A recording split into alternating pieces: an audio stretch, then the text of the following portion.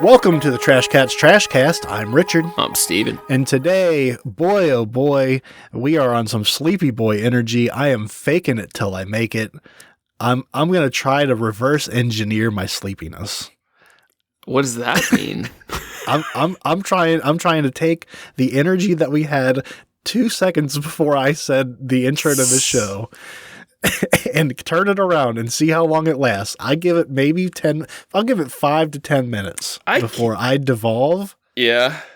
And get sleepy again. But if I try, maybe I'll get there. I can fake it. I just don't want to. Fuck. Yeah, that's super understandable. You know, I like the chill energy when we have a chill listen. It's been an exciting weekend for your boys, so I could use another, nice, calm, relaxing podcast. I listened back to so many of these episodes or things I've wrote, and it's so cringe. I'm like way cooler when I'm chill. When you just don't give a shit. Yeah, everything's whatever, man. Hell yeah, bro. How's your week going? Maybe I'll get into some of the details on that here in a little bit. It sounded brutal. It's I had a kidney stone. We'll chalk it up to that for now. Yeah. I'll give you the full story is pretty cool. It was an experience. Oh, yeah. But you tell me, how was your week? I'm happy when I'm free.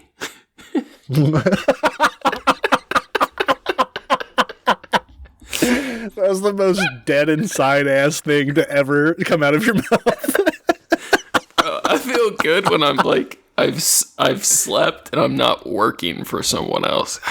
It's just the curse of adulthood, I guess, but I have not adjusted to it one bit. But it's been a lame week most of the time, but the rest of the time is fine. Yeah. There are definitely times, even with how much I talk about how much I really enjoy where I work, it's still work, and there's definitely days where, boy, it's hard. It's when you start to think of like, man, this is every day. This is every day now. Yep.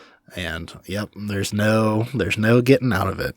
I have all kinds of like cool art stuff and thoughts and things I've been like dabbling with writing and a lot of stuff I want to watch right now. And it's like the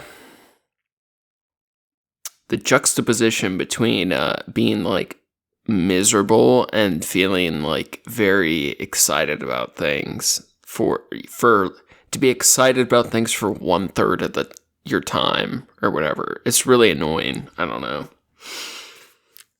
It's just the normal, but fuck, dude. Sometimes it just feels so much more unbearable than other times. That's incredibly fair. Yeah.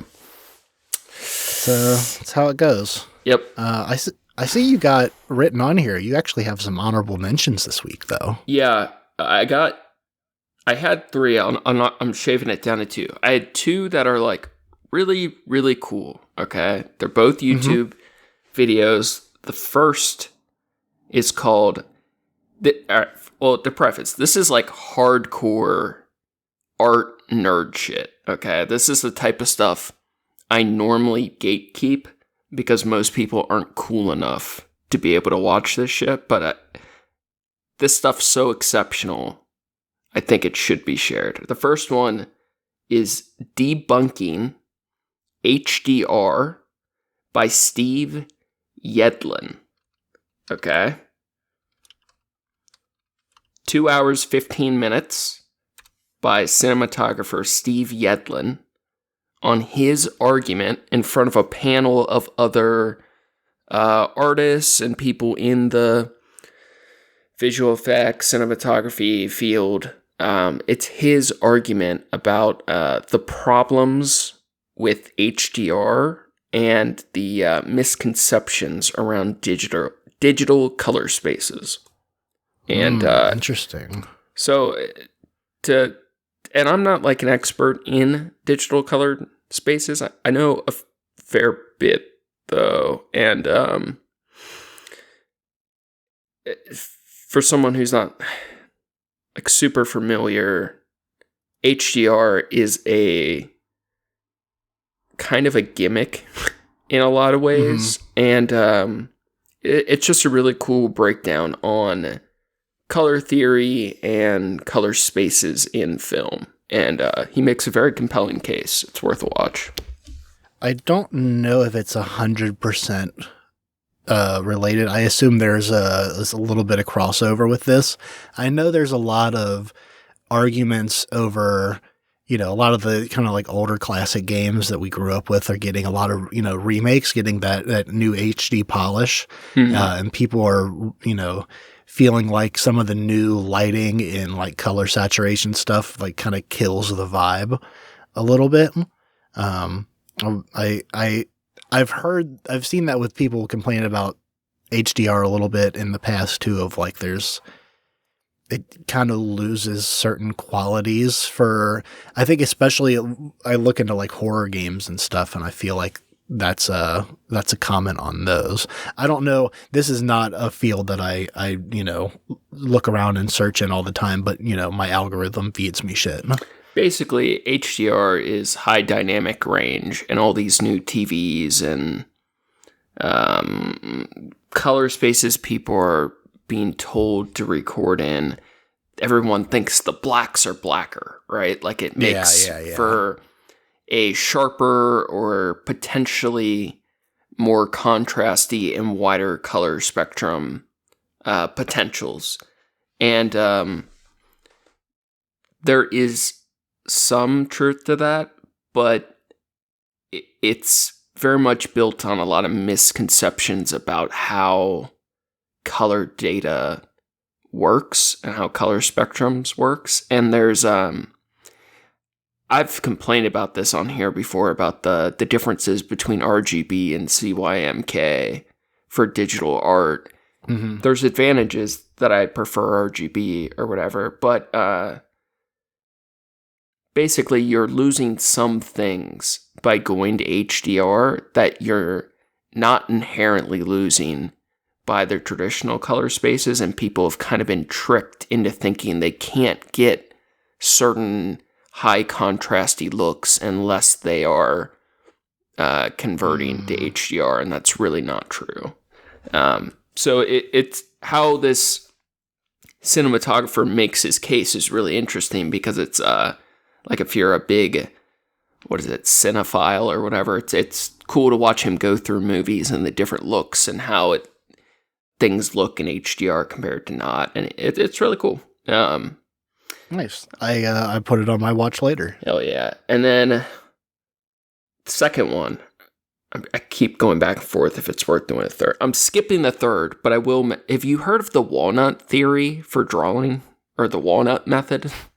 I don't think so. Okay, I think it's bigger in sculpture, but when you look at a bunch of like Renaissance paintings, you know how they're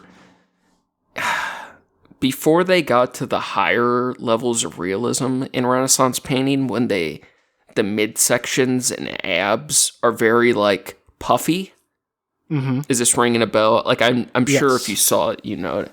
But there's often like the guy's chests are like almost like overly muscular, but it's all like very puffy, balloony, bloaty, like knobby. Yeah. And someone had coined it before, I'm sure, but people called this like the walnut method, where the muscle heads or insertions in the anatomy kind of look like misshapen circles similar to walnuts, right? So there's there's some sculptors who they get the basic body frame, with your rectangles and cylinder shapes, and then they tell you to like pause before you start adding definition and detail, and instead to plot all the walnuts under the skin, and you build up those three-dimensional circles on the body and sculpt those, and then like you shift your muscles into them, or But I was playing around with it. It's kind of fun. You basically are just like yeah. building everything off the little circles after you have your general map of anatomy. And then, all right, get to be a squirrel and fill a skin suit full of walnuts. Yeah. So I was watching some stuff on that, and then the last video, it's kind of cool because it's this guy's first YouTube video, and it's 5 hours. And oh shit! He came out swinging. I'm a couple hours in, but I've been like bouncing back and forth between these three things or whatever. But it's called Meta Deception: The Truth of Oz Perlman. If you're not familiar, Oz Perlman is a mentalist. So one of the, remember Darren Brown? Mm-hmm, yeah. I like a lot of his stuff, but he's often pretty cheesy. But I like the one where he got people to kill, where he makes a situation to see if he can use his mentalist tricks to try to convince someone into killing to help get away with it or whatever for a good reason. This video, Meta Deception, is about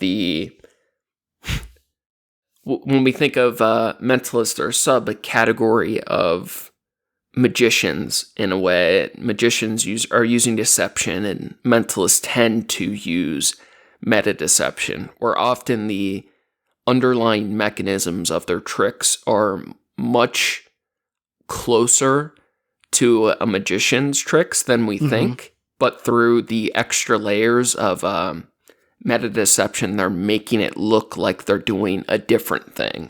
And this guy does a 5-hour analysis of all of this guy Oz Perlman's appearances and goes crazy in depth to the like social and psychological and like outright magic mechanics as well. All of these are like super nerdy, but like the type of like YouTube pulls that are like really exciting to me, where it's like, shit, I'm gonna watch this like all day while working on shit. Yeah, I can absolutely see that. I think people kind of, when they get older, they look at magic stuff and they're like, it's it's all tricks. I get it, but it's like there are so many books and so many like lessons and really intricate things that are taught that it's like, it's secretive. Like they do still keep a lot of stuff secretive. Yeah. And kind of gatekept because that's that's the part of the fun of it, is that like most people don't understand how it works. It's a business too.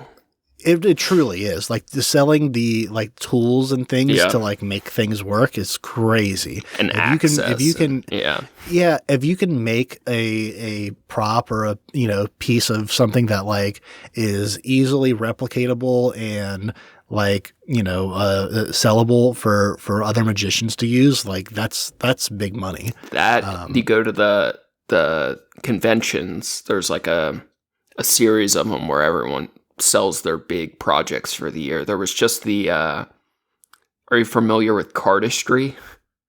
Like no. So there's like card trick cardistry, but I believe it's a completely separate category. I think it's also called cardistry, but it's when people use cards as an art form.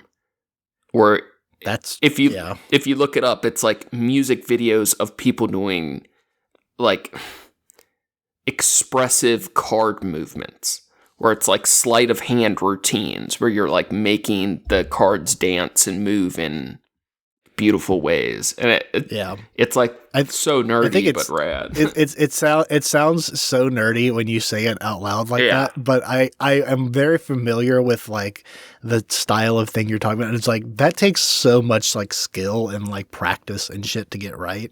And it's pretty fascinating when someone's really good at it. They're insane. It's pretty sick.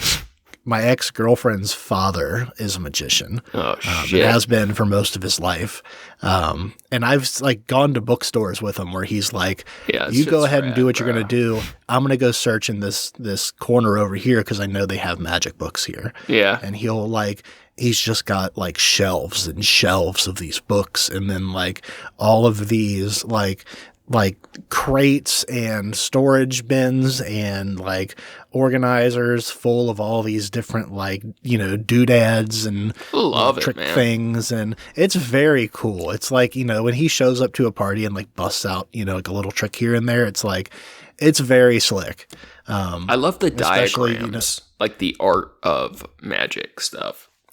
Yeah, it's like learning how it's done does not ruin the fun for me. I feel like no, that's the understanding wonder. How it works is like, wow, that is like, because sometimes like you think of like how do they do it, and then it's like it's almost harder to believe that they took all of these steps and like they're doing all of this shit, and I noticed none of it.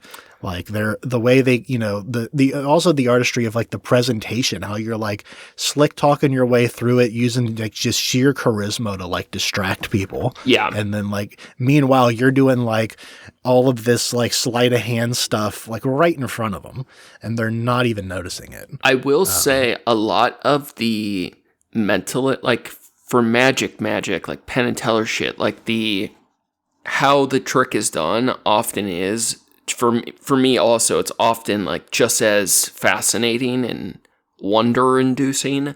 Yeah.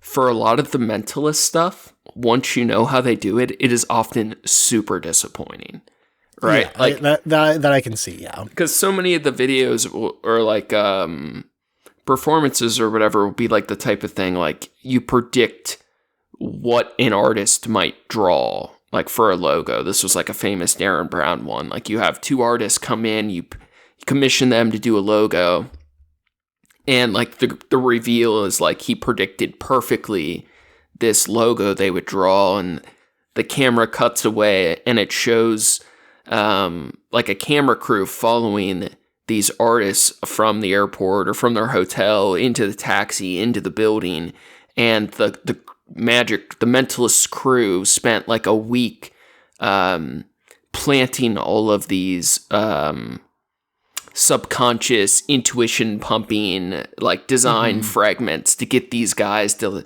like get them in the right headspace to predict or like to incept the design into their head, right? It's like it's just propaganda. Yeah, but it's way worse than that, because that part of the video or that part of the performance, like that would be deception. But the real meta deception, kind of like meta irony, the additional layer and subversion of that is that all of that is actually fake.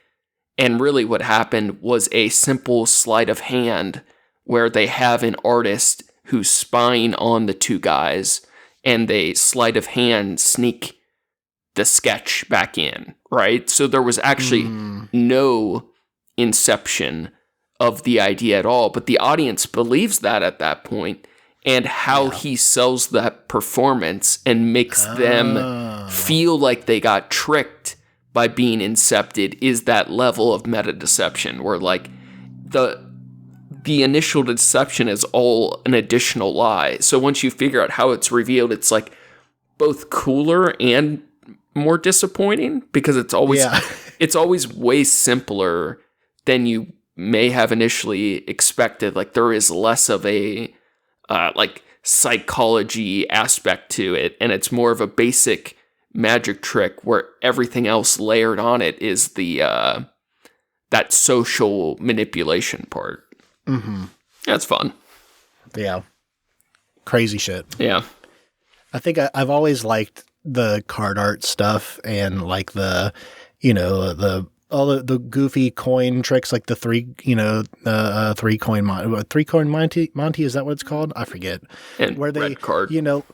Yeah, where they're like, I know for sure with the card magic stuff, like, it's very like literal. They just are really good at manipulating decks and like understanding what it is. There's the one guy, damn, I forget what his name is, but he's blind, and he's been doing doing it for years, and like he's just so smooth with it, and it's like that's insane. Yeah, that's crazy to me. He's thought of as one of the best of all times with like sleight of hand manipulation. Yeah, it's fun stuff. All right, we could talk about magicians all day. How is getting real nerdy on magicians?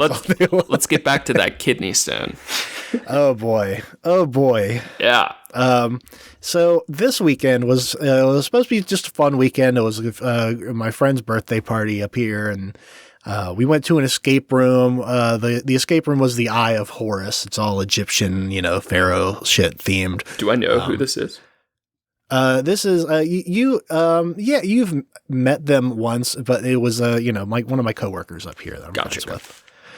Actually, it was the coworker whose dad is a magician. Okay, cool. So we successfully escaped the room. We found all of the the jewels and the clue, solved the clues and the riddles, and moved the lights in the right place and got out of there. Yeah. We then find ourselves. Was it fun? I've never actually done one.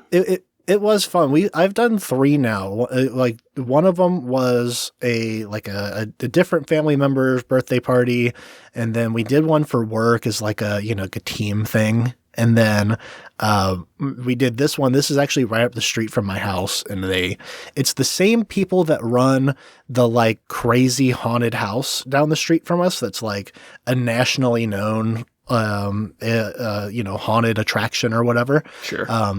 Crazy theatrical stuff. It's very good. Oh. It's a lot more in detail than the other place we had gone to before. I always feel like I'd really like it if I wasn't sober, but sober, I think I'd struggle to enjoy it, even though I think the idea is cool. They're fun. I think it can truly depend on where you go. Probably who you're with too. Yeah, who you're with, where you go. Like having enough people is fun. And there's different rooms have different things. Like if the guy was actually explaining to us after we beat it, he was like, that one's really is like considered one of the more difficult ones, but it's easier if the people you're with are good with like breaking into small groups and then like figuring it out that way versus, some of them are better as you all work together as one singular group. And, it just depends on the puzzles. Okay. So that was fun. It was a good time. We're riding that high. We find ourselves later at a Italian, a nicer Italian restaurant for the birthday dinner, and I had a very nice chicken marsala with some sautéed green beans and fingerling potatoes. It was exquisite. I haven't had a chicken marsala since I was fresh out of college. I used to make them at a place. Isn't it just chicken and sauce? I mean, yeah, more or less. So it's like you get kind of like a pan-seared chicken cutlet. The sauce is made with a marsala wine. I feel like anytime I've had a chicken marsala, I feel pressured to say it's much better than it is. I just feel that's fair. It's always like mid, but like kind of okay because it has cheese. Oh, see, mine didn't even. I don't think it's technically supposed to have cheese. So what, you got tomato chicken? No. So marsala sauce is usually made with like it's a little bit of chicken stock. Typically, no, it's not chicken. It's not tomato. Marsala is just chicken marsala is made with a wine sauce. It's a marsala wine. It's a very specific kind of taste. I'd rather have the tomato chicken. You're talking about chicken with the cheese, chicken parmesan. I guess so, and that's that's a fully different shit. So we enjoy this night. We enjoy the nice meal. It's loud, my niece is there with me. That's cool. It's a very just a chill night, and I suddenly have the urge to get up and use the restroom. And I'm the way they have us seated, they have like an 8-top. We had a reservation for 10 people, but they gave us an 8-top table and like squeezed us all into it. So I had to like get out around, and I had to make people get up so that I could use the restroom. That's the worst. It'd suck, but Everyone's cool. And while I'm in the bathroom and I'm going, I realize, oh, my kidney kind of hurts.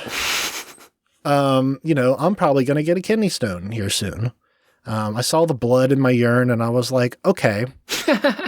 Like, actually, that's how blood? Not like, so it's usually, it doesn't look like there's like a little, there's like a little bit of pinkish coloring, but it's mostly just kind of looks cloudy. Yeah. And then you see where that part kind of like, sinks to the bottom of the bowl because it's more dense. And I was like, all right, that could happen days before you actually pass it. That doesn't technically mean anything. But I felt a little bit of pain and I was like, okay, I'll be fine for the rest of the night. I'm going home after this. I'll be good. I'll figure it out then. So I go back to the table and I start drinking more water. And then, and I told my, I don't remember if I told my niece. I did tell my niece at the time. I was like, hey, my kidneys are bleeding. I think I'm going to have a kidney stone. And her dad is also my friend's dad, the magician. He passes some gnarly kidney stones. He showed me pictures of them before. These are the people, they've saved me in the past when like one of my other more gnarly ones, I was like at work and I couldn't was not in a position to drive. I'm like sweating, feverish, and like tripping out in the bathroom, like hallucinating on the floor of the bathroom, like rolling around with my shirt off because I had a fever and like I just wanted the cold contact of the concrete. Yeah, that's a thing. And so I was like, they came and picked me up and like gave me some painkillers. 3 powerful painkillers. Oxy, morphine, hydromorphine. Yeah. And they let me kind of like ride it out. They gave me their bed and they were just like, just lay in here, try to just like ride it out, go to the bathroom as much as you need to, like whatever. They took care of me. So same family there. They understand what I'm going through. Maybe like 3 minutes after I sat down, like I'd made everyone get up to let me go and then made everyone get up to let me sit back down. And then like 3 to 5 minutes go by and I'm like, I think I need to go back to the bed. Like you feel the pressure of like it makes you feel like you need to go to the bathroom again. And I'm like, I need to fucking go to the bathroom again. Like it's coming now. Shards of glass are shredding my kidneys from the inside. I must abracadabra out of here. Yeah. So I made everyone get back up again. And then I go in and within a couple of minutes, I've kind of like start to get nauseous and I wind up, I've like not even of my own volition. I just kind of like ended up on the floor of the fucking stall in this bathroom on my hands and knees over the toilet, trying to throw up. Damn, bro, that's bad. Just because it was like that way. Yeah, it was it was like a busy Saturday night in this, super populated area. Like it was. Wait, was this an Italian restaurant? It was just an Italian restaurant. My God. And you got on the bathroom floor of an Italian Yes, that's what I'm telling you. Damn. It was bad. All that olive oil everywhere. Yes. All that buca de beppo, just seasoning on the walls and shit. Italian piss everywhere. Holy shit. That Peroni piss. So I'm in there for a little while to the point where like they were like unwrapping gifts at the time. Like we'd already finished dinner. I know they're like about to do like their cake or whatever, cut their cake and shit. And I text my niece. I was like, make sure you tell them not to wait for me to like sing happy birthday and shit. Cause I could also see them doing that, being like, well, wait till he gets back from the bathroom. I was like, don't wait for me, just do it. It's fine. I'm going to be in here for a minute. I can picture happy birthday like echoing in the background of them. It's so funny, dude. While I'm like panicking in the bathroom. Because I'm suddenly realizing like, oh, this is happening much faster than I anticipated. It like there were no warning signs earlier that day. It was just very suddenly like fucking bam, there it is. Your kidney hurts. You're like to the point where you want to throw up. You got blood in your urine. And like you're like your body's contracting. This is all of a sudden an emergency. Yeah, exactly. Yeah. So and I'm still trying to, like, in my head, trying to rationalize and play it cool. And I'm like, all right, just go out there, drink some water. So what's for dessert? Yeah, exactly. So I go out there, and they did have a Costco cake. They also had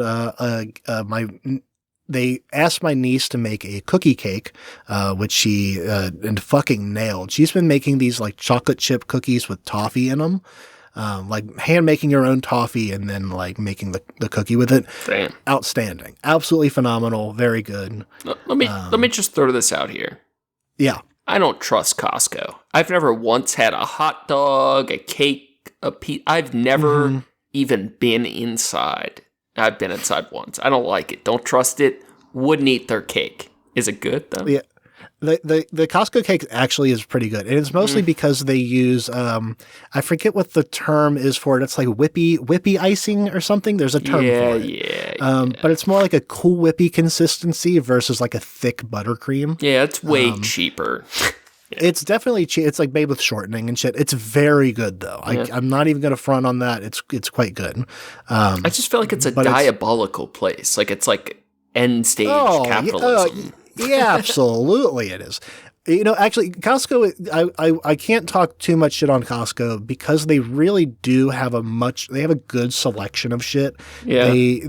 I don't know what their connection is with like certain brands with like, as like vendors and whatever, but they do have they have a great organic selection of stuff, and like they have a higher end products and like, do they still a Sam's Club? Do the club thing? Like, do I hate Costco because they don't let me in? Is that? Yeah, I mean, basically that's it. Because you have to be part of the club, right? Yes, so you have to be a member. Fuck that place. Yeah, but especially for like businesses, or if you have like a family unit and you're buying groceries, and like if you're just buying like paper towels and toilet paper and like shit like that. I don't want a subscription to a store though. I just hate. I get you. I'm just saying, if you by the end of the year you end up saving money because you're buying in bulk. You can. It's not always. It's not for everybody. There are circumstances where it is a great financial decision to get a Costco. Membership. I stopped going to grocery stores like 2 years ago, and I don't regret it one bit. Just make Sarah pick it up on the way home. Bro, just deliver everything now. I'm at like... that's super fair too. I'm at leave My mom the house does that like shit. Once every 10 days mode right now. That's super fair. I go just long enough without driving that it's fun to drive because I'm a little bit scared. You're like, this feels so foreign. Like, oh fuck, bro, we're in this thing. We're in it, bro. Yeah, what gear am I supposed to be in? Yeah, all right, let's go.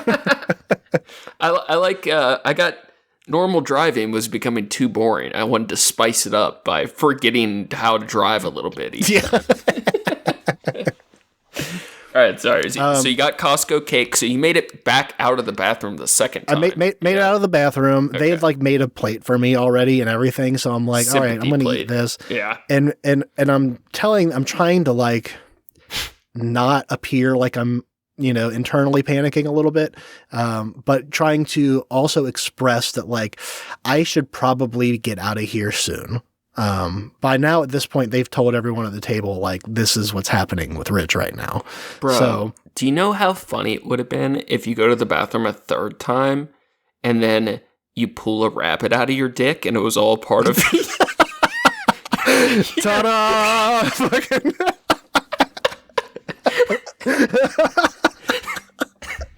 Look what I found. You've been faking kidney stones for years just for this mentalist rabbit. The fucking prestige.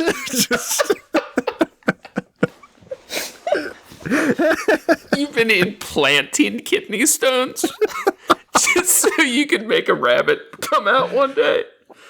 Well, I've been having to stuff carrots up there to feed the rabbit. It's like ahead. Sorry. So you come back. They made you a sympathy plate. Come back. I ate the cake. They're talking about how to divvy it up so we can because my niece brought a cake carrier, and we want to take some home to my mom. And there's all this we'll cut some off of there and we'll put it on this plate, and then we'll put this in here, and then you can take the thing home. And inside, in the back of my mind, I'm like, just fucking do it. I don't care. Just do it. And I'm like, yeah, I think that'll work. Yeah, that sounds good. And we get the stuff and we get out of there. I'm now power walking back to the car and trying to explain to my niece what is happening to try to calm her down. I have this new element of she's seeing me in excruciating pain for probably the first time. Yeah. Her rock, her uncle, her, this a person whom she cares about, is now breaking down before her. Who's about to drive a vehicle. Yeah. Yeah. So and of course, because it's a busy, area, we had to park a fucking city block and a half away. So I'm could not get to the car fast enough. I get in there, we get all, buckled in, and then I pull out. So I I'm trying to find, I got to think about the lengths of space, because you're not going to understand the local areas around here. So I'm maybe going for about 4 to 5 miles on the way back. And I already know at this point, I'm going to have to stop and use the bathroom. I'm going to have to stop at some point to either use the bathroom or throw up. I'm thinking just to use the bathroom. That'll be good. Yeah. Because if it feels like it's coming quickly, I'm still thinking I'm going to pass this shit soon. So, I'm trying to explain to her, I'm okay. I'm just not going to be a great conversationalist right now. I'm in pain, and this is what this means. And, the fact that I can feel, it kind of moving around from my kidney already means that it's coming. And, there's, it's routine. I've been through this before. I'll be okay. It's just, it is a little frightening because it happens so suddenly.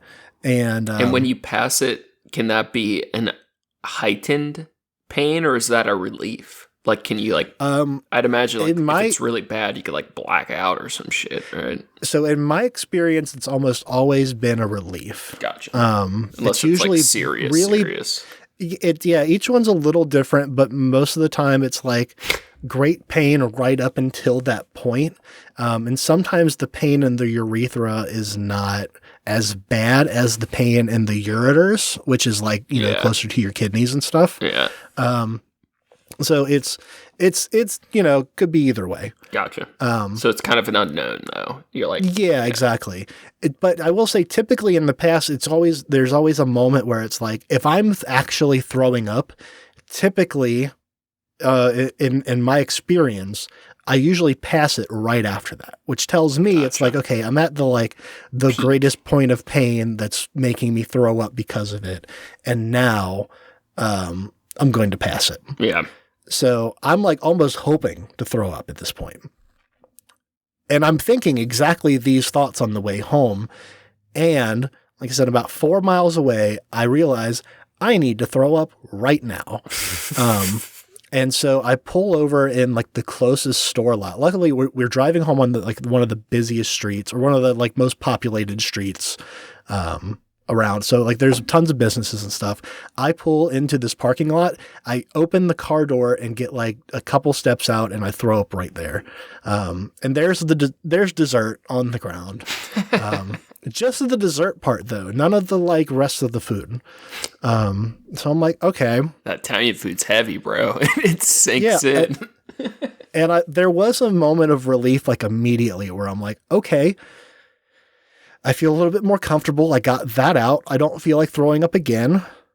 I'm just going to get back in, keep going. Yeah. I'm still thinking of a gas station that's up the way that, is probably going to have a cleaner restroom than, or at least is going to be open. I know that I can get to.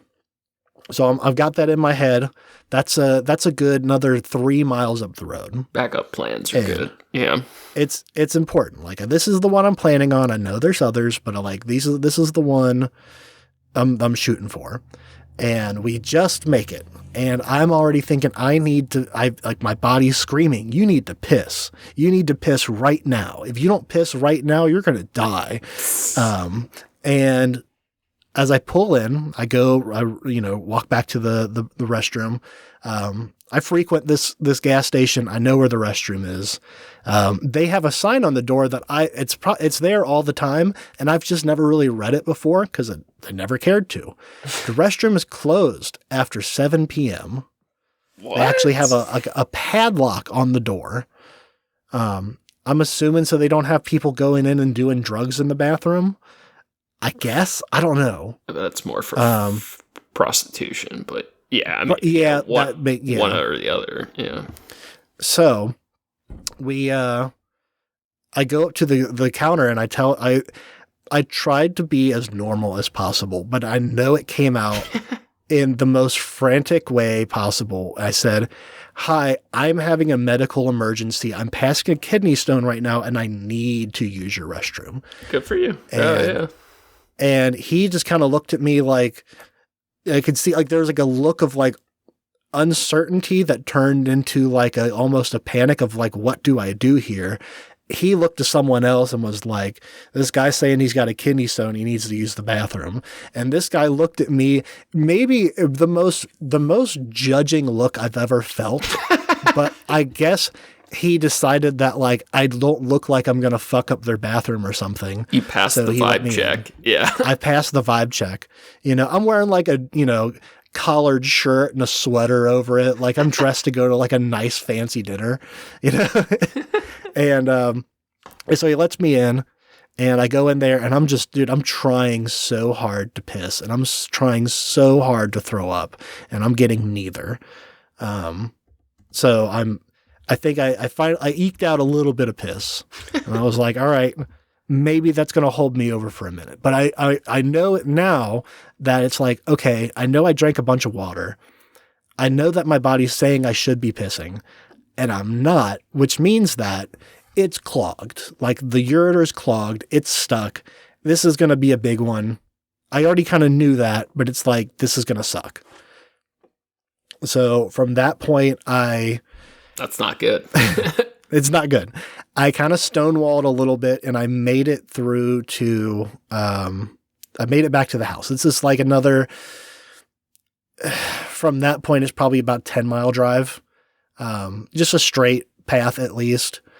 At every red light, I was like, I had to ask my niece later of how frantic I was because I know I was screaming at people. But then also turning around to try to like, explain to her, it's fine. I'm just going to get in. I'm going to use the bathroom. I'll be fine. We get to the bathroom or we get home and I run to the bathroom. I like run and unlock the door and like use the bathroom. My mom, I use my mom's bathroom because hers is closer to the door and she didn't even know I was in the house. She didn't hear me come in, didn't see me there. She heard the door, kind of meandered from the living room and saw my niece and figured I just went up to my place. Had no idea what was going on. And meanwhile, my niece is I hear her explaining to her that like, oh, he's got a kidney stone. And I'm just in the bathroom, like sweating profusely. I still feel like I'm dying. I got a little bit more piss out. And so I'm getting a little cocky. I'm like, all right, it's coming tonight. I'm going to be fine.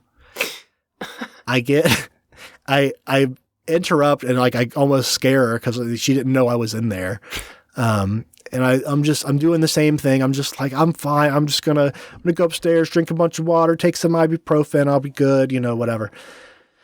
And she says to me that what she usually does is if you need anything, if you need to go to the ER, whatever, let me know. We'll go. There's one right down the street. I'm like, I'm fine. I'll need to go to an ER. Never have. They're probably not going to do anything for me anyways. I have ibuprofen here. Because they can't do much unless you need surgery, which is... Yeah, there's like the ultrasonic thing that they can do, but I also know that the hospital near us has a bad reputation. So I wasn't what I didn't want was to get there and them take me in, or first make me wait in the fucking waiting room and then take me in. Like, if I'm going to be writhing in pain somewhere, I'd rather be able to be naked in my own house. Yeah. You know what I mean? So...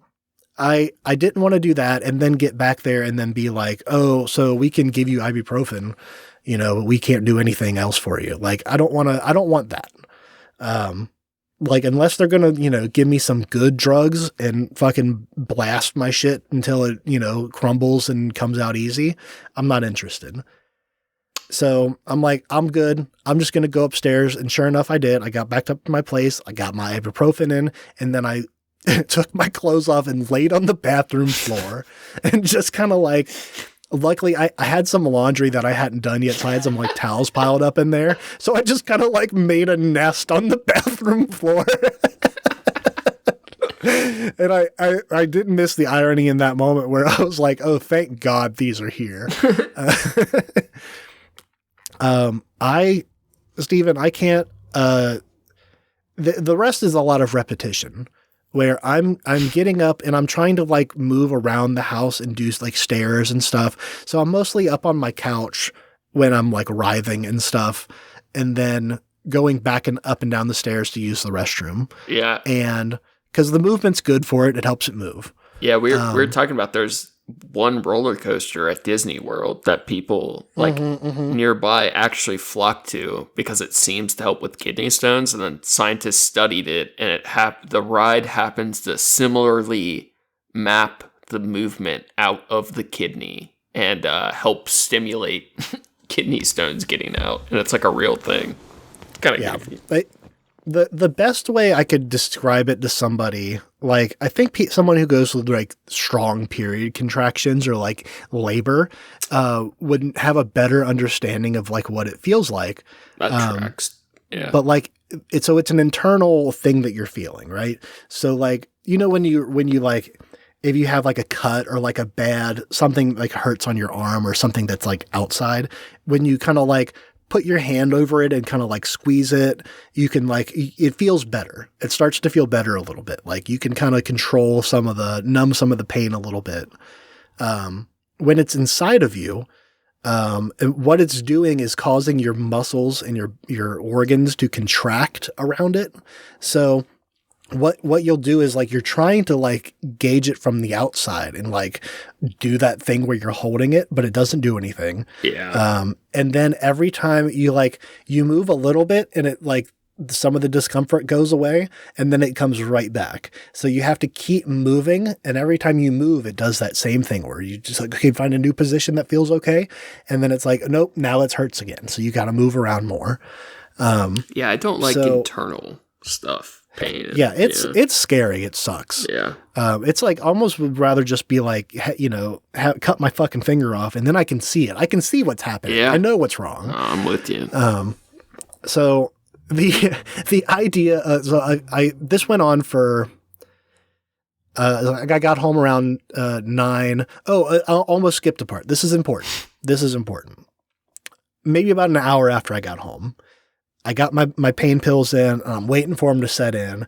About an hour goes by, and suddenly I feel the urge I need to throw up. And I throw up everything.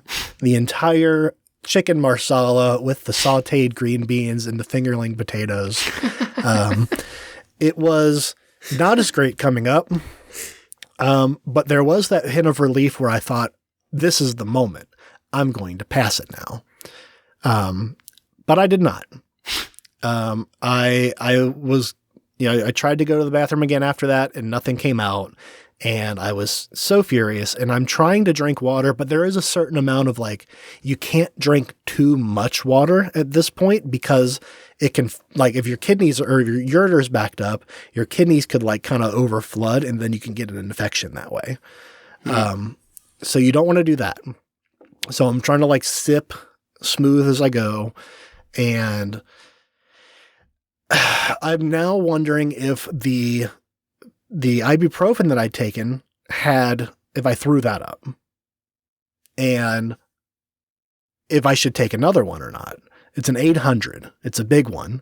Yeah. It's like, good. I probably would have been good, but what I didn't want to do at this point, I kept thinking about it, and it's like, I don't want to take, 1,600 milligrams of ibuprofen and then go to the ER, and then they give me a bunch more. I don't know off the top of my head.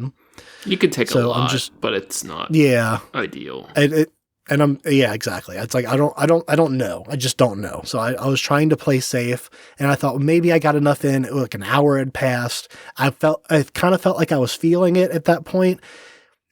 Over the next 4.5 to 5 hours, I definitely realized I wasn't feeling 5 the effects hours. Yeah. So this was like an all-night ordeal. Yes, where I'm just going, and like every 5 to 10 minutes, I'm going up and down the stairs, trying to piss, and then going back up, and then writhing in agony. That's a long time. At around 1:30, I had called the ER, and I asked them I tried to ask them, I have a kidney stone right now, and it's excruciating. If I come in, what can you do for me?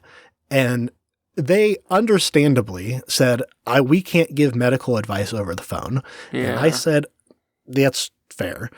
What I should have asked in that moment was, do you have that thing that can, use the sound waves to blast, thing. To break up do you have that equipment? That's what I should have asked. But I didn't ask that. I just hung up. They hung up on me.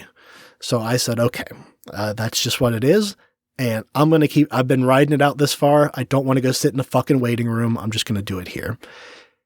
Maybe what I remember was about an hour and a half later, I did end up texting my mom, and I said, it was something stupid. I was just like, it's not that I'm against going to the ER. I just don't know what they would do for me. And I think I tried to rationalize it of like, if they don't,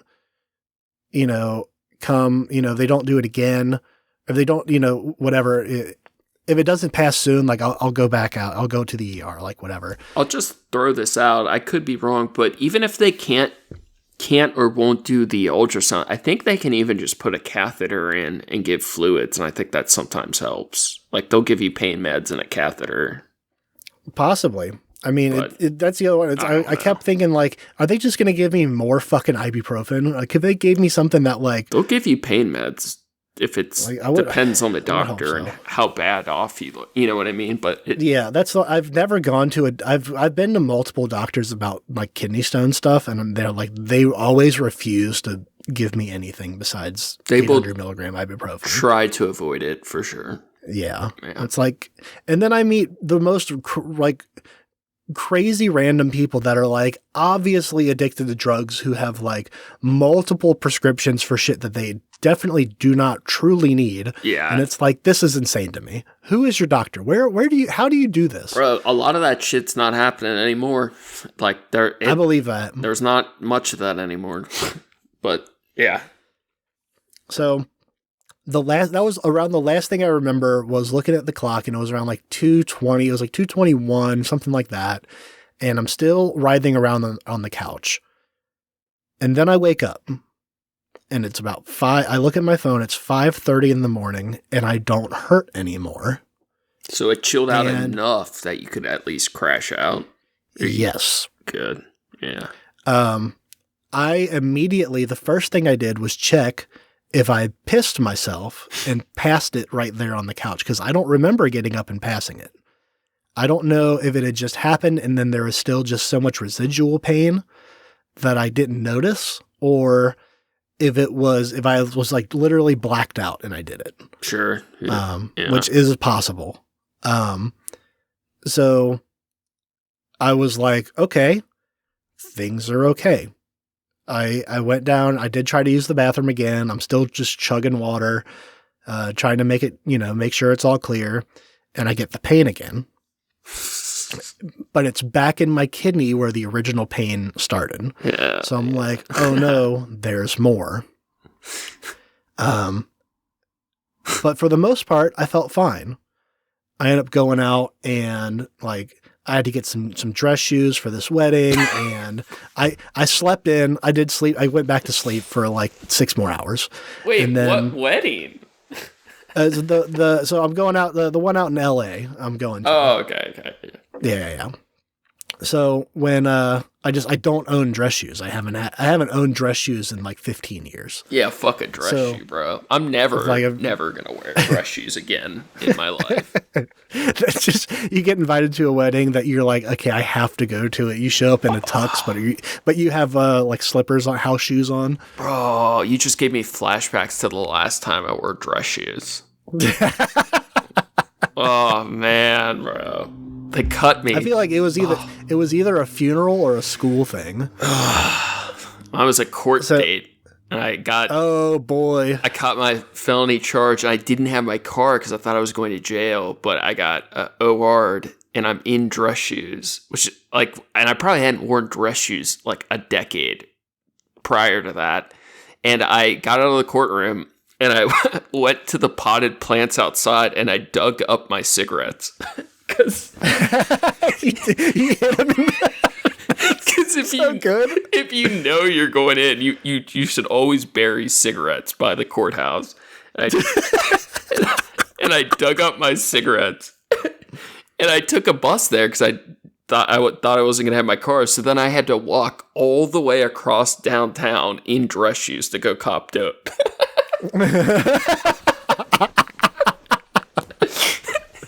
Oh, that's very fucking funny. It was a long day, bro. That's crazy, Those dude. fuckers gashed me open, bro. I hate how they have the stiff back of the shoe, bro.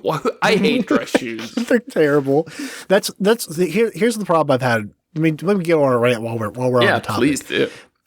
So dress shoes and boots, men's boots nowadays I like a classic, like a working, like work boot. That's what I like to wear. Mm-hmm. Like steel toe, usually steel. I like the composite toes are a little lighter. Sure. Same.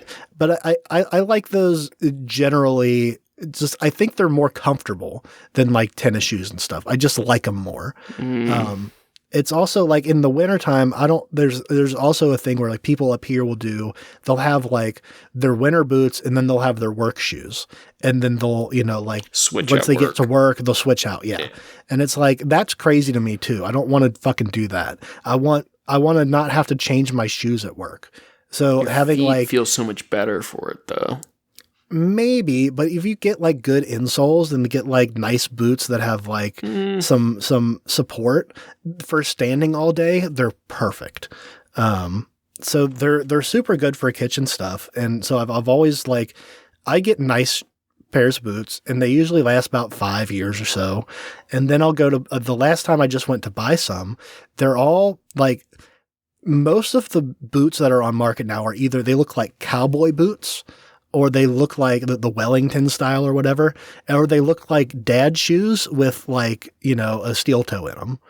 And I'm like, I don't fucking want either one of those. I don't want New Balance, like some brown New Balance with a steel toe on them. Yeah. I want like a nice classic looking boot. And then the ones you find that do look like, what I'm looking for, they don't have, they're for real men. They're for hard men, and they don't have a cushy, insole in them. Yeah. And they, they're fucking $5,000. And you're just like, okay, I can't. I'm not going to do this. Yeah. So it's hard to find. And the same thing with dress shoes. Like dress shoes are all. It's like they're pretty, but they tear your feet to bits, and it's like or they do make comfy ones, but they look like cop shoes. Yeah. And I don't want that either. So I'm telling you, anyways, the move for a good pair of boots, fuck Red Wings or all the expensive shit.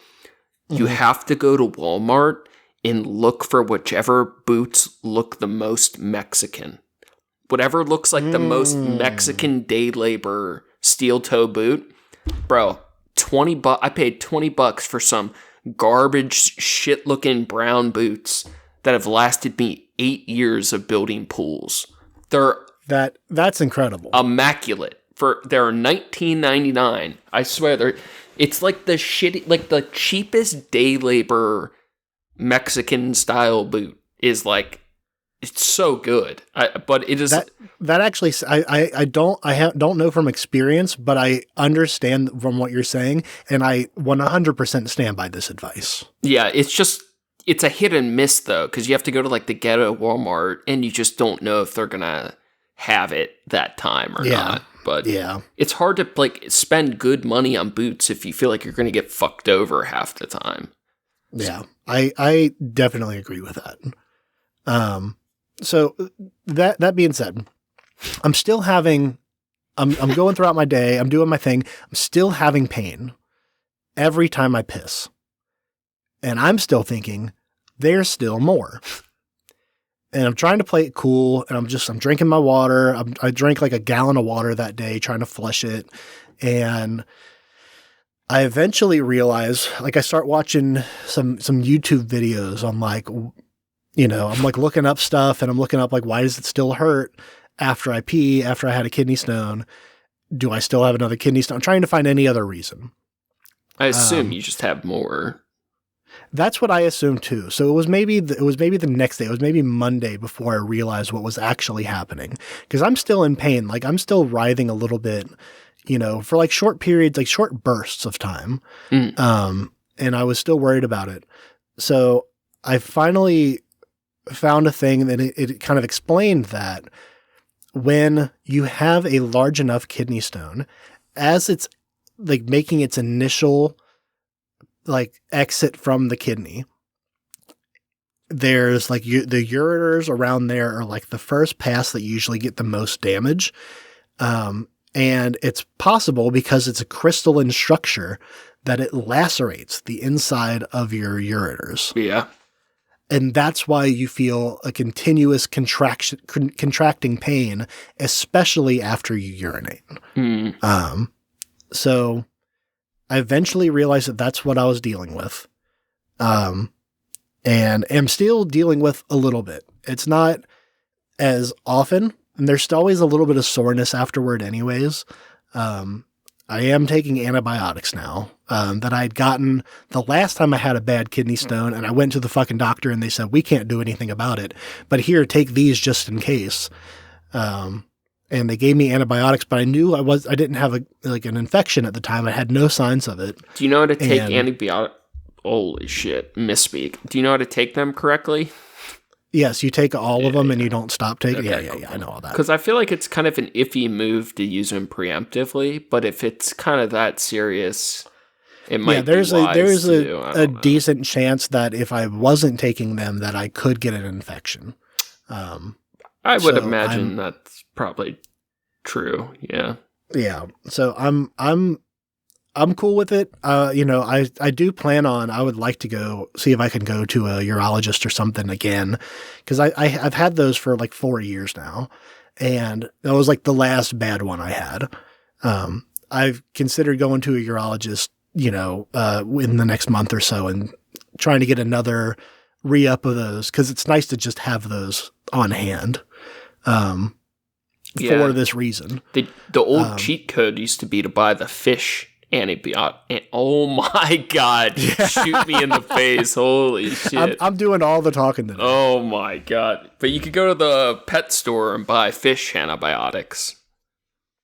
Because But I'm not a fish. But they're the same thing. You just gotta like reconfigure the dose. But I think they started making that harder to do since COVID, because everybody was getting ivermectin from the animal supply shops. And fucking just another thing that the MAGA Republicans ruined for everyone else. They made it hard for all us junkies to get like street fish antibiotics because they wanted their horse parasites. That's fucked up. I know. But I'm here. I'm alive. I made it through. How long has it been since? So I think since I thought I still had it. So if I'm going back to, when I actually passed it, it would have been, early Sunday morning. So, okay. That's not that long ago. It's been a half a week ish. I'm, like I said, it's still occasional soreness and whatnot, but I tell you what, Steven, I've been better about drinking water than I ever have been. And this one was bad enough that I am determined to not let that happen again. Yeah. That just clicked in my head. You passed that kidney stone before we knew that we were responsible for killing all those Iranian school children. Yeah. Now we know. Yeah. Yeah, now we know. Gotcha. Cool. It's it was a it was a hell of a price to pay, but I'm glad to have been the man who made the sacrifice so that we to know get how the intel. Yeah. To get the intel is exactly right. But yeah, that was my weekend. And if anything, I'm just glad it happened now and not while I'm on a fucking plane. That's what I was thinking too, with traveling coming up. I would have thrown a goddamn hissy fit. Yeah. Well, what can you do? That's what I was like. Can they stretch your damn kidneys or something? It's just, you just have to deal with it indefinitely forever, huh? Yeah, so there's some like dietary things that you can do to help, like definitely limiting. So calcium oxalate is what 80% of kidney stones are made of. It's the most common, one that most people get. The things that you can, if you limit your amount of like spinach and most nuts and stuff, like that's a pretty good way. There's a list of a bunch of other foods too. That's like there's. And things that dehydrate you. Yeah, but the other one is like, as long as you're drinking enough water to like flush it out. So what happens is the uric acid that builds up in your kidneys, it needs I think it needs a protein to help it form or to help it like combine. It starts to crystallize when you don't have enough water in there, and it has the chance to like build upon itself if you're not flushing it out. So it's a twofold attack when you don't have enough water in your system. One, you're giving it a place to grow. Two, you're giving it it's now being able to collect the materials it needs to grow.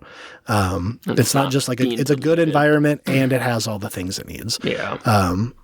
So if you're drinking enough water, you should be fine and you shouldn't have to, do a diet. There are other types of kidney stones that can be more like genetically disposed or shit like that you could be more prone to. I truly don't think that's the case. I truly think it's just because I go through phases where I realize, oh shit, I worked 8-hour shift and then got home and all I've had to drink today was a cup of coffee. I don't understand that, man. Like all the years I did physical labor too, like there were always people that I worked with that were like, I just don't understand. Like I get feeling too busy to take the time, but I feel like it takes so little time, and I feel so noticeably different if I'm like dehydrated as fuck when it's hot out. I just don't get why you wouldn't. I blame the restaurant industry to a certain degree. Yeah. Because anyone who's worked in the service industry knows about you don't really get there's no oh, I'm working 8 hours today, so I get a 30-minute uninterrupted break. There's none of that. When you're busy, when you have a rush going on, you're on. You just have to be there. And you might get a 5-minute window to not even a 5, you get a 3-minute window to go use the bathroom, or if the rush dies, you can go smoke a cigarette maybe. But I know the culture is in some places and a lot of places it's getting better about reminding people to be drinking water and shit like that.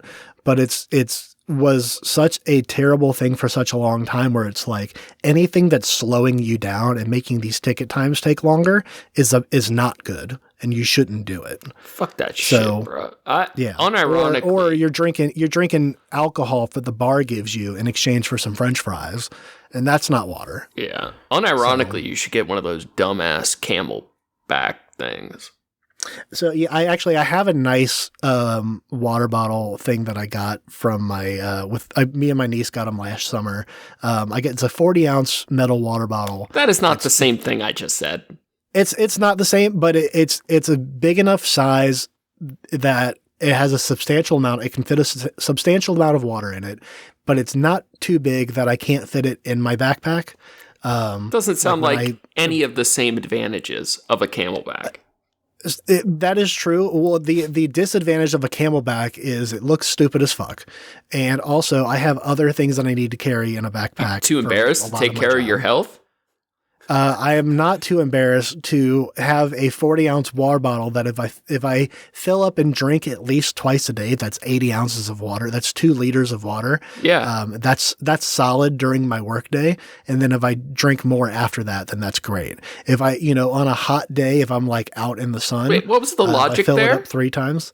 I'm just saying it's an easy measuring device for me. It gives me a shorter goal. Your cup is better than the Camelback to measure your water? Yes. What a cope, bro.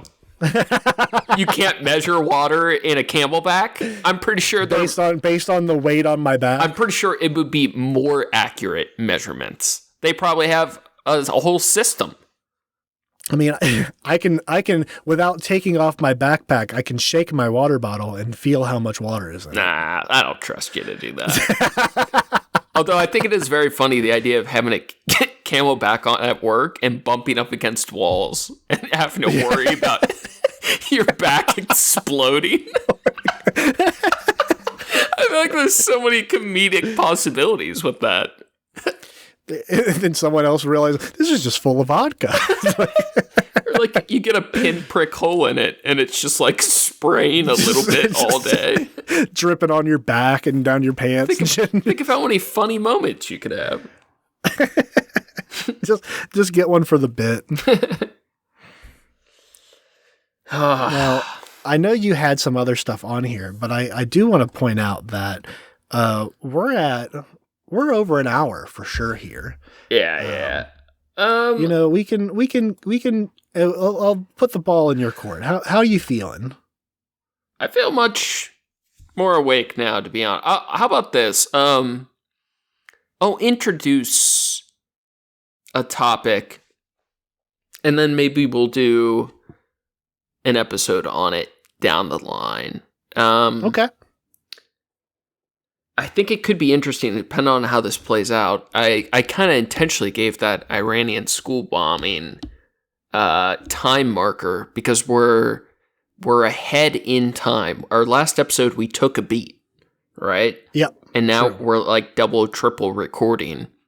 And these episodes will take a while to get out. So if any trash cats are listening, just know we are much farther in the past than it may seem. Okay, we're mysterious little time jumpers right now. Yeah. Don't believe what you hear. Yeah, this happened at least a month ago. Definitely. So there's a couple things happening online. When we've talked in the past about politics, one of the big thoughts I've had in relation to politics and like culture in general is so much of what has happened politically and culturally is the result of us in quotes, because I really god damn it, the second tier thought, I feel like way less people are on my side than I was previously willing to accept, right? Like I was willing to lean more hard into the the left, and I'm not changing that either. It's like by far the correct decision, but there's so many people that really aren't on our side either. But overall, we lost the war for the internet, and so much of what we're seeing today are consequences downstream from that. And one of the big things that's going to happen the next year, even the next month or two, so it'd be interesting if something changes by the time this comes out, is freedom of speech on the internet is radically shifting, and there are not many people sounding the alarm. And it's kind of been an alarmist thing in the last couple of years to talk about how freedom of speech and internet access is going to change, because a lot of these things have kind of like been in the works or predicted. There's been groups like the Heritage whatever group that have been trying to enact a lot of these things for years and years, and nothing's really happened. Section 230, the internet protection that allows websites to not be considered the publisher and be sued because the users are using the platform to publish. Like, these are like foundational protections of freedom of speech on the internet. And I'm sure there are criticisms there of things more in depth that I may not understand, but right now there are multiple. There's one big piece of legislation by Trump that is predicted to very likely pass. I guess there's a chance it doesn't, and the different versions of the bill are going back and forth currently, to different levels of nefariousness, but that's just one of the pieces of legislation. There's like 14 things happening right now with internet legislation, all under the guise of protecting kids from spooky porn online, and most of it includes things like ID registration, even for things like the App Store, which is crazy. Porn stuff and social media are being separated into adult and like everyone friendly. There's just a lot of things changing, and like when it seems like not that big of a deal, but when these people are openly saying that the goal of the legislation is to prevent kids from being able to like find like information about being trans or LGBTQ stuff, or things that could lead them to drug use or whatever, like all these like Christian value things are the openly stated purposes of the legislation. There's a lot of massive effects that people are not really worried enough about yet and are becoming increasingly likely to happen. We've been talking about it for years, where like porn is the canary in the coal mine of like freedom of speech online. And we've already seen that shift in half the states of our country of like needing some sort of digital, technically it's called like age verification, but really it's just identity verification, because you really can't verify your age online. Like, that's not a thing you can do. There's no scanning that can happen that proves your age. So all you can do is match your identification to something else on file, right, online. Yeah. So there's so many inherent problems to it, but it's all being abused through this, like, these Christian groups and, like, morality fucking bullshit political things. And I think there's, like, legitimately some very big changes that are going to happen that are very concerning and disappointing. And we've talked a bit about it, but like the Department of Homeland Security, DOJ, whatever, like they founded multiple internet research groups. Like there was the DOJ, like Trump's funded multiple new facilities to have federal agents searching through social media and online content for people they consider the NVEs, which were from his two executive orders, the violent, nihilist violent extremists, which the content to be that was like any of the following, like Marxist, atheist, anti-Christian values, like stated plainly in his executive orders, and that these research these facilities are like creating lists. They're using all these AI tools, and they're able to declare people just outright as terrorists. To be considered atheist is enough to be considered a nihilist, violent extremist, which is enough to be, through the executive orders, be considered and labeled by the federal government as a terrorist. And those are all like worst case scenario extreme things, but there are multiple cases of people practicing very fundamental protected freedom of speech that have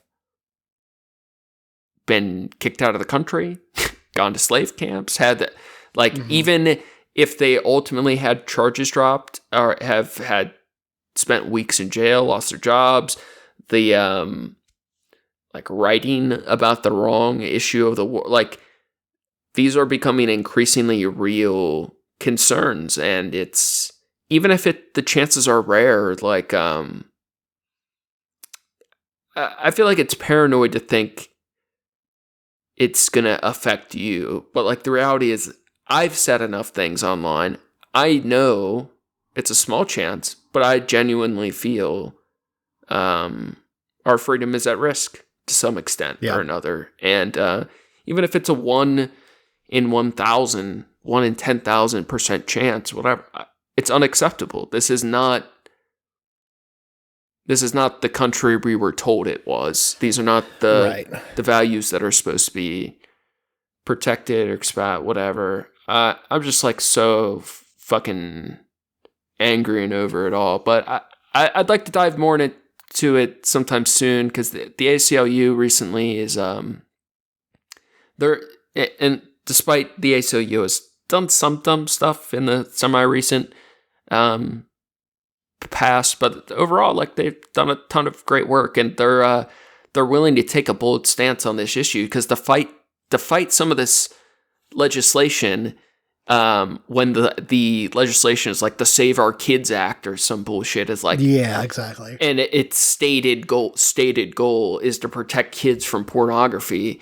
So people have to kind of be brave in pushing back against that, because it is bullshit. It is not effective what they're doing. It is not their genuine intention, and the effects are not effective and will hurt everyone, and primarily adults' freedom of speech and whatnot. And the internet changes politics. It changes society. It changes freedom. It changes the arts, and it's become how our world is connected, and how we have the possibility of interacting and affecting each other. And so much is at risk. And I've said plainly, I feel like we've lost the internet a long time ago, but now it's really at risk of getting far, far worse. Yeah. I feel like there's definitely some implications of they know they're not going to be able to outright ban porn right now. So I don't think that's true. I think it depends on the state.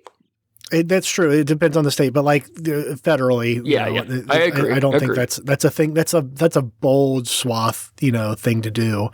So instead of that, they realize, oh, we can soft ban it. We can make it so that it's harder to get to. And then, it's just, it's a trickle down thing of where they start to realize, okay, now it's behind some privacy walls, or at least, it's harder to get to.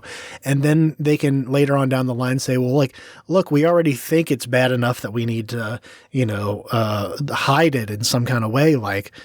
This should be obvious enough that we should just ban it altogether. It's a stepping stone. Multiple states are specifically trying to make just gay or trans porn not illegal, but criminal, right? Yeah, that's insane. That's literally insane. And I feel it's kind of annoying how much porn is overlooked as oh, you just care about that. It's it is the canary in the coal mine. It's what I wanted to get to, and we don't have time for it, but it would be fun to revisit another day, is there's an article by the ACLU on this legislation and kind of their big points against it. And it kind of, without mentioning a name, it kind of drops a reference of the first artist ever charged with obscenity in the United States. And I believe that's not an official title because I think there are multiple obscenity cases happening, but the artist like primarily who's been given that dub to have that title, I forget his legal name, but he did a piece of a comic series, a zine or whatever, a handmade thing called Boiled Angel. And I wanted to touch on the ACLU article and this zine called Boiled Angel, and it's like a very perverse, gnarly, satanic-y comic book this guy would hand make, and he was charged with obscenity for the first time, and the ACLU defended him. Like, when we're talking about, like, porn being banned, it's like, who's deciding these things? And exactly. Like, these comic book artists were charged with. There was the whole satanic panic around D&D and, like, video game violence. Like, the consequences are not just going to be like, oh, we can't view porn online. It's like, people can't find support groups. People can't talk about certain subjects. This type of art is not allowed. This type of music is not acceptable, and so on and so forth. And I mean, there is like an accelerationist argument. Not that that's my deal, but there is some sort of argument of like, oh, this type of censorship or like overstepping of the Republicans, Trump, MAGA, or whatever, like ultimately might be more beneficial to people understanding this type of tyranny, but there's no guarantee in that. And if anything, the American people have clearly shown they're a lot stupider than we may have hoped. So yeah, that's not a gamble I'm willing to take anymore. Yeah, I really, if you would ask me even 2 years ago, I probably would have been like, oh, that'll never fly.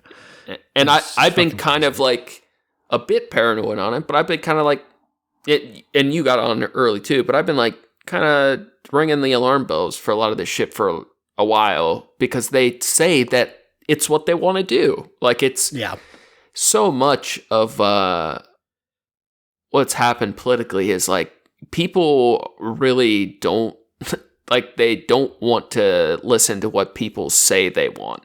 And I really care about the internet. Like, I genuinely love the internet, even if I don't love most people, whatever. But there is so much possibility, as much negativity as there is and all that stuff. There's so much like amazing, and it's like the best and the worst of humanity. But when freedom of speech is like limited or capped or controlled to a high extent, it might keep the worst from being quite as much, but not really, because criminals or bad people, they're always going to find a way, but it very much limits the best of, right? Like, you control some of the worst of with controlling freedom of speech and shit, but you lose a lot of the best of. And I just feel like a lot is at risk right now, and it might happen a lot quicker than most people realize, because there isn't much reporting happening, because there's all this other crazy shit. Like, we're exactly basically 25% Russian right now, just fucking bombing and killing whoever the fuck we want with no real legislation, with a president that has immunity that might break his term, like, who the fuck knows? Yeah. So no one's really focusing on internet legislation right now, but a lot of this stuff is supposed to happen soon, so we're really going to find out the next 3 to 6 months. Boy, just think of think of this. There's a non-zero chance that if that goes through, that you have to. I mean, it's already happening in states, as you've said. Like, there's a non-zero chance that when Officer Bobo searches your, looks up your ID, that he could connect to. There's a database somewhere that your ID is connected to. He can find your fucking Pornhub search history. And then he would have every right to lock you up because you're dumb enough to still be using Pornhub. And when there's so many better options out there. Yes, but there's different versions of these bills, depending on what state and which legislation, but a lot of the things proposed are akin to having logging in through a third-party website that would be tying all of your internet usage, all of your comment, any chat room, any email, all to your government identity, right? Crazy. And in theory, that wouldn't be searchable, but when you have something like a crime or like you're in a dispute at a football game and they look back and, 10 years ago, you said you didn't like this type of person and you said this on this. They do all kinds of crazy shit when they're trying to confirm something criminal. Like we're seeing the fucking Boingo Balls and Cash Patel at the FBI abuse all kinds of fucking internet shit. And there's just, right now we're just giving these people so much control. Like, it's easy. It's just porn on the internet. It's not just porn. It's freedom of speech. It's a stepping stone. It's freedom of speech on the internet, and we're giving them direct control or say in what is free. Yeah. It's fucked up. Yeah, check out Bullet Angel. Just don't do it at work. Yeah, Jesus. He was charged with obscenity for a reason. It's pretty edgy stuff, but there's some. From what I've seen, there's some interesting work in it. But I wanted to read the AOCU article and talk about that art, and we'll get to it one of these days. But yeah, we'll get into it. Yeah. Any final thoughts or any things you've been thinking about? I got nothing. I'm looking forward to this trip. I realize it's been tell them. I think it's been like 7 years since I took a full real vacation. Oh yeah. Yeah, fuck, bro, I hate traveling. Tell Mr. Wedding Man hi and our buddy hi. That's cool. And the friends we meet along the way. Yeah. All right.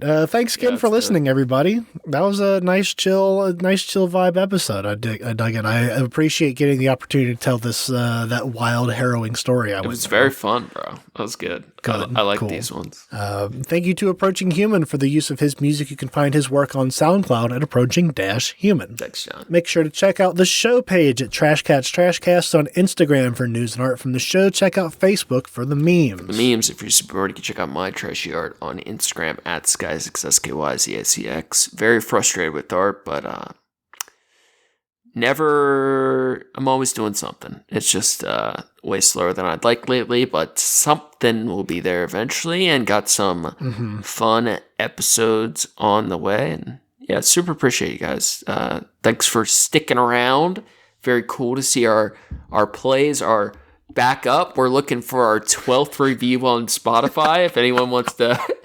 Oh boy, hit up that Spotify, hit up that iTunes review, hit them up. It might be the 5th year of the podcast, but we're finally going to hit that 12th review on Spotify. But really do appreciate everyone. Hope you have a good week, and you will hear from our future selves here in a month or so. That's going to be all for us today. Stay classy, eat trashy. Go fast, eat trash.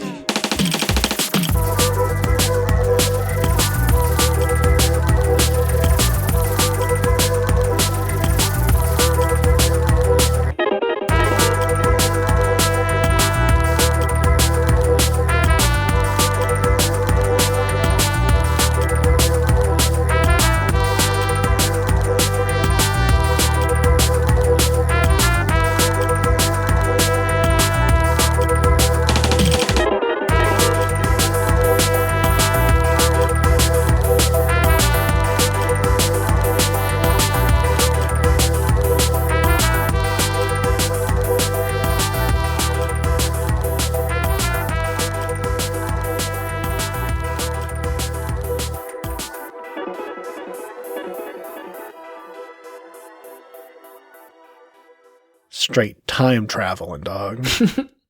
They ain't gonna know what hit them.